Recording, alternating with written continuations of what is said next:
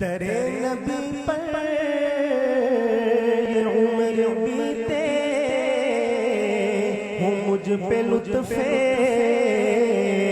دعویٰ ایسا در نبی پر یہ عمر بیتے ہوں مجھ پہ لطف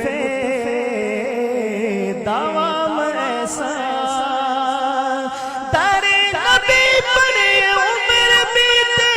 مجھ پہ لطف دوام ایسا کہ مدینے والے کہیں مقامی ہو ان کے در پر قیام ایسا مدینے والے کہیں مقامی ہو ان کے در پر قیام ایسا جو غم زدوں کو گلے لگا لے بروں کو دامن میں جو چھپا لے ہے دوسرا کون اس جہاں میں سوائے خیر انام ایسا ہے دوسرا کون اس جہاں میں سوائے خیر انام ایسا مدینے والے کہیں مقامی ان کے در پر قیام ایسا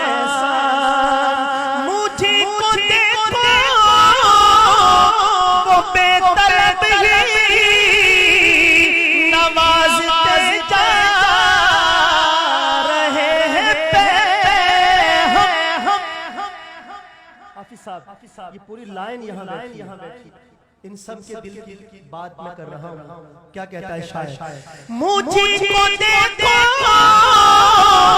وہ بے طلب ہی نوازتے جا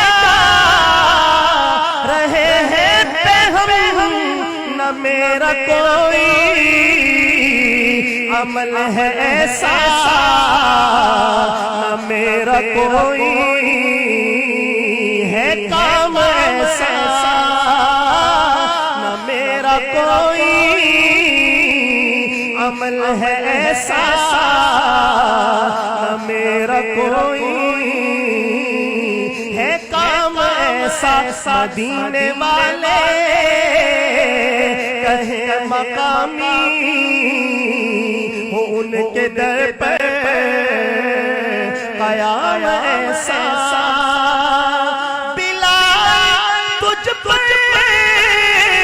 نثار جاؤں کہ خود نبی نے تجھے بلایا ہمارا آقا کا انتقال ہوا مدینہ طیبہ میں تو بلال نے اذان پڑھی ظہر کی اذان تو جب آپ اس جملے پر پہنچے اشہد ان محمد رسول اللہ تو ہچکی بن گئی اور اذان پورا کرنا مشکل ہو گیا تو واپس تشریف لائے تو فرمانے لگے کہ مدینہ والوں آج کے بعد بلال اذان نہیں پڑھے اس لیے کہ پہلے جب اذان پڑھتے تھے اور یہ جملہ کہتے تھے اشہد ان محمد رسول اللہ تو سرکار دو عالم کا رخ ان کے سامنے ہوتا لیکن اب وہ منظر آنکھوں کے سامنے نہیں رہا تو بلال یہاں سے ہجرت فرما کر دمشق چلے گئے ایک عرصہ گزرا خواب میں سرکار دو عالم نے ایک مرتبہ ارشاد فرمایا کہ بلال یہ کیسی بے وفائی ہے تم تو کبھی ملنے بھی نہیں آتے تو شیخ الحدیث حضرت مولانا زکریا صاحب رحمۃ اللہ علیہ نے لکھا ہے کہ بلال نے رفت سفر باندھا اور مدینہ طیبہ میں حاضر ہوئے قبر اطہر پہ آ کے ڈھہ گئے اب مدینہ والوں نے کہا کہ آج بلال آئے ہیں ان سے فرمائش کرو کہ ہمیں رسول پاک کے زمانے والی اذان سنائیں تو بلال کی زبان پہ ایک ہی بات کہ میں وعدہ کر چکا ہوں کہ آج کے بعد میں اذان نہیں پڑھوں گا، تو اپنے وعدے سے میں نہیں ہٹ سکتا، لوگوں نے کہا شاہ صاحب کوئی سفارشی ڈھونڈو جن کی بات کو بلال ٹال نہ سکے. تو نگاہیں اٹھی تو دو شہزادوں پہ جا کے ٹھہر گئے. ایک کو حسن اور ایک کو حسین کہتے ہیں. لوگوں نے کہا اگر یہ دو جا کے فرمائش کر دیں تو بلال ٹالیں گے نہیں. ان دو شہزادوں نے بھی جا کے عرض کیا کہ حضرت چچا جان آپ بڑے عرصے بعد تشریف لائے ہیں, ہم بھی چاہتے ہیں کہ آپ ہمیں اذان سنائیں, لوگوں کو بھی خواہش ہے, تو ذرا مہربانی فرمائیے. تو بلال کے سامنے اب انکار کی گنجائش نہیں تھی. پھر پڑی بلال نے اذان. تو کتابوں میں لکھا ہے کہ کیا بچے, کیا عورتیں, کیا بوڑھے, کیا نوجوان, سارے روتے ہوئے گھروں سے باہر نکل آئے اور لوگ یہ کہنے لگے مؤذن رسول آئے ہیں, شاید رسول بھی آ جائے, واپس آ جائے دنیا میں. اس واقعے کی طرف اشارہ کیا شاید ہے, لیکن شعر کا حق تب ادا ہوگا. دوسرا مصرع پورا ڈال میرے ساتھ مل کے پڑھے. کیا کہتا ہے شاعر؟ بلال تجھ پہ نثار جاؤں کہ خود نبی نے تجھے بلایا, نصیب ہو تو نصیب ایسا, غلام ہو تو غلام ایسا, نصیب ہو تو کہیے نصیب ہو تو نصیب ایسا, غلام ہو تو غلام ایسا, بلال جیسا نصیب ہو تو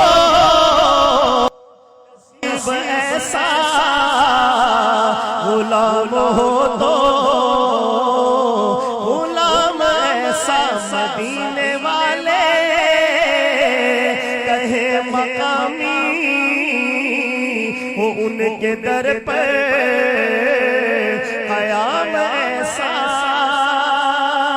مدینے والے کہے مقامی ہو ان کے در پر قیام ایسا. نماز اقصی میں جب پڑھائی تو انبیاء رسول یہ بولے نماز ہو تو نماز ایسی, امام ہو تو امام ایسا. مدینے والے کہے مقامی ہو ان کے در پر قیام ایسا.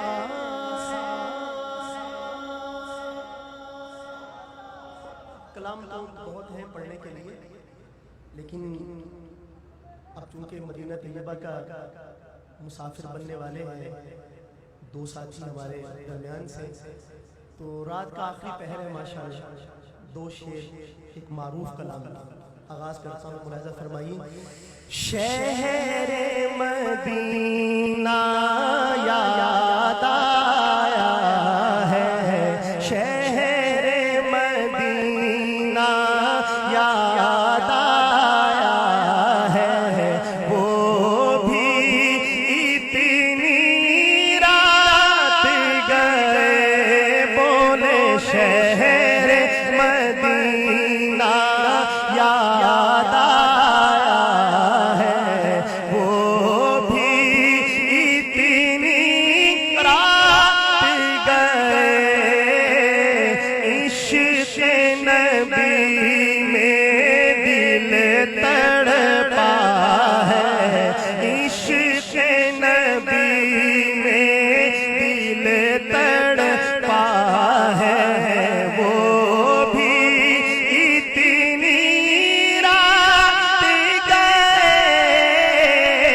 عشق نبی میں دل تڑپا ہے, وہ بھی اتنی رات گئے.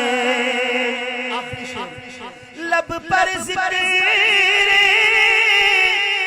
نبی ہے جاری اور لقاء کا شوق بھی ہے,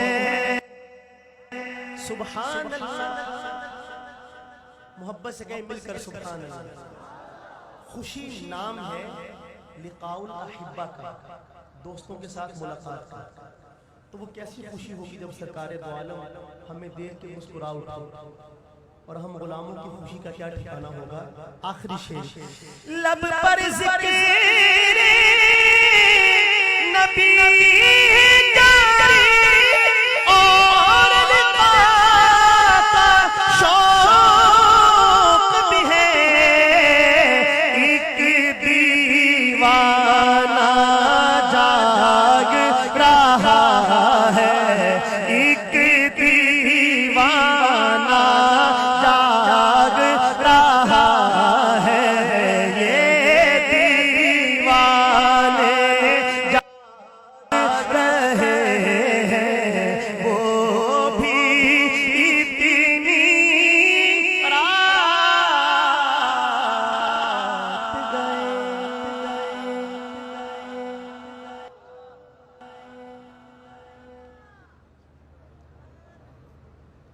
मैं सोच रहा था कि आरफी साहब इसमें हजरत उमर के बारे में एक शेर पढ़ा करते हैं, तो इधर से इशारा है, वो पढ़ एक शेर पढ़ दे, वो हजरत उमर वाला, वो मुझे आता नहीं है।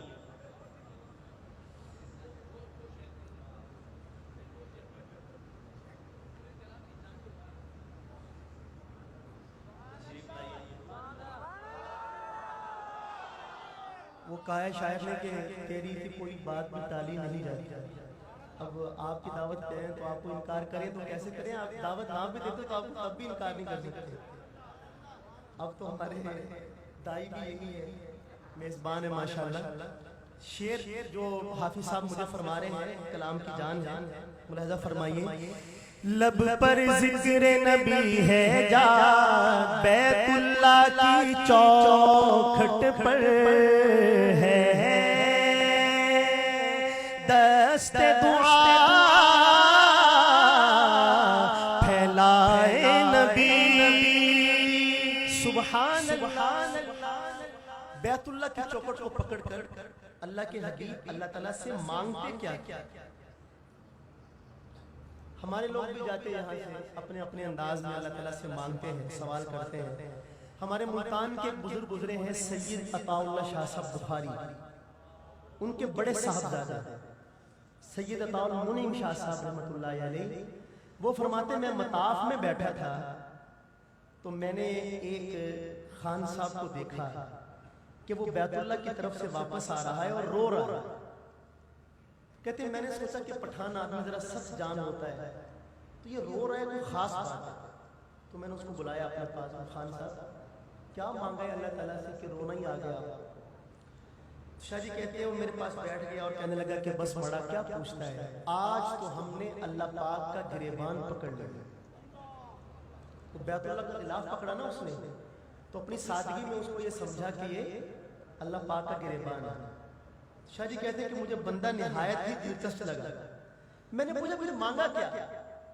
कहते हैं हमने कहा या अल्लाह हम पेशावर से आया है और तुझे पता है कितना दूर है पेशावर, और हम आपकी बारगाह में इसलिए आया है कि आप हमारी मग़फ़िरत कर दे, हमें मुआफ़ कर दे, और अगर तूने हमें माफ़ नहीं किया तो हम मदीने जाएगा और तेरे हबीब से तेरी शिकायत करेंगे।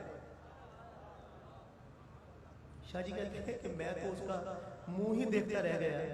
तो मांगने वालों अजीब अजीब ढंग के होते हैं, क्योंकि यहाँ ज़्यादातर अरबी समझने वाले बैठे हैं। एक हबशी बैतुल्लाह का तवाफ कर रहा था और कहता क्या था, अल्लाहुम्मा अंत खलक़तनी मज्जानन व रज़क़तनी मज्जानन फ़ग़फ़िरली मज्जानन।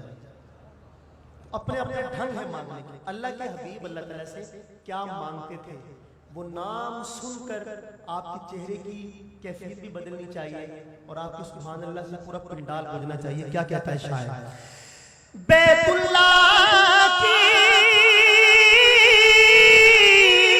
चौखट पर है दस्त दुआ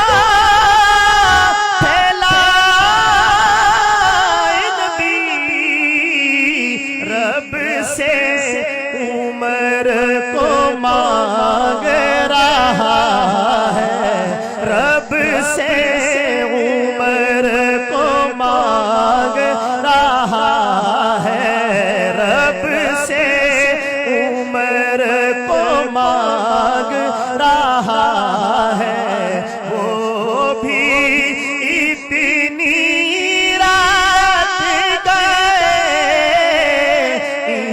عشق نبی میں دل تڑپا